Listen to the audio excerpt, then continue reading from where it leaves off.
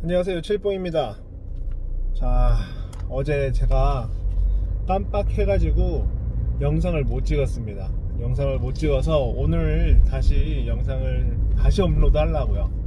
그래서 13번째 영상을 올려야 되는데 까먹게 돼서, 아무튼 1일 1영상 한 거는 12일차까지 했던 걸로 마무리하고 어쨌거나 계속 올리도록 하겠습니다. 이게 제가 수산물 품질관리사 시험이 끝나고 제주도 내려오니까 좀 마음이 풀어졌던 것 같아요. 그래서 어떤 뚜렷한 그 작은 목표나 목적 없이 조금 쉬려고 하다 보니 제가 마음을 놓고 정말 푹 쉬어버린 것 같다는 그런 생각이 듭니다. 그래서 제가 이번 주는, 지금 오늘이 화요일인데요, 이번 주는 제가 저만의 목표와 그런 거를 좀 한번 생각해보는 계기가, 기회를 좀 삼고자 합니다. 어쨌거나 어제 제가 그 파닥파닥 했던 사람들이랑 미팅을 가졌어요.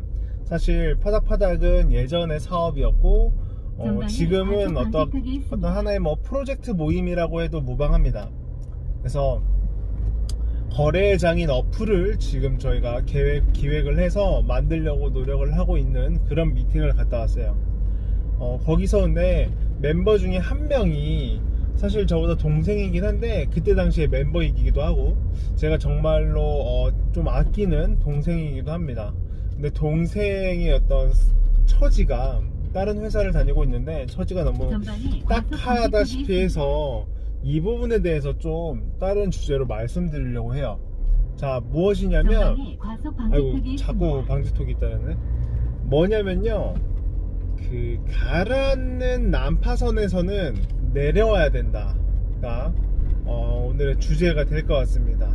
자, 무엇을 말하고 있느냐면, 가라앉는 난파선이란 말은 그게 회사가 될 수도 있고, 집안, 가정이 될 수도 있고요, 아니면 어떤 하나의 커뮤니티도 될 수 있습니다. 그 화면이 어두워도 상관없이 그냥 목소리만 들으세요.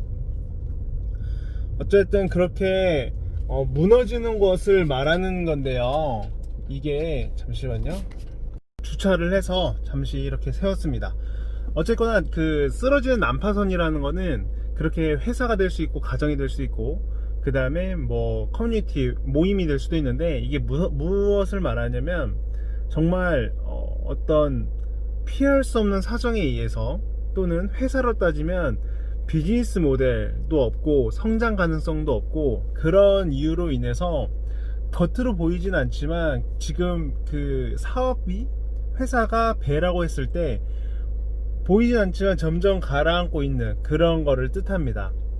사실 그 후배가 다니는 회사도, 이름은 저도 잘 몰라요. 그 내용만 들어봤을 때 사수도 없고, 그 친구의 사수도 없고, 도와주는 이 없고, 위에 윗대가리들은 일만 던져놓고 이거 알아서 해보라, 공부해와라, 이런 식으로만 하고 있는데, 좀 듣는 내내 많이 화가 났습니다.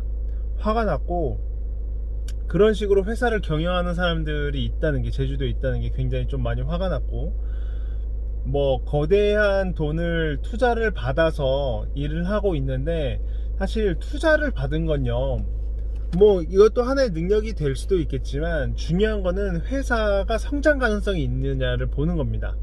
투자를 받았고 BM이 많이 없다고 해도 그 사람, 그 팀 안에서 성장 가능성이 있다면 충분히 가라앉는다고 표현을 할 수가 없거든요. 근데 그 친구네 회사는 성장 가능성이 제로였습니다, 정말로. 그래서 너무나 안타까웠고, 그 회사를 왜 다니는지 저는 이해가 안 갈 정도예요. 그래도 어쨌거나 그 친구는, 제가 그 친구를 책임을 질 수가 없기 때문에, 그 친구는 월급을 벌어서 생활을 해야 되니 저는 강하게 이야기는 하지 않았습니다. 그러나 그것만은 좀 강조를 했어요. 정말 행복했으면 좋겠다. 세상에는 많은 일들이 있는데 꼭 굳이 그 쓰러져가는 난파선에서 뛰어내릴 용기가 없어서 그 물에 빠지고 있는 걸 가만히 계속 겪고 있다는 게 저는 좀 많이 안타까웠습니다. 그래서 웬만하면 용기를 갖고 내려왔으면 좋겠다라고 저는 생각을 하고, 여러분들도 마찬가지예요. 회사가 아닌 집안도 마찬가지입니다. 예를 들어서 나의 가정, 나의 집안이 이야, 이거는 정말 고칠 수가 없다. 뭐 많은 가정들이 100% 매일매일 화목할 수는 없겠죠, 당연히.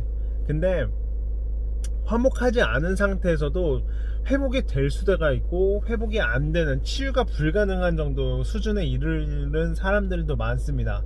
그럴 때는 사실 천륜이다, 뭐 가족이다, 이런 거 다 버리고 그냥 나오셔야 됩니다. 나와서 혼자라도 사셔야 됩니다. 혼자라도 살아남아서 그 다음에 나중에 그 가족의 구성원들을 여러분들이 책임지셔야 되는 거죠.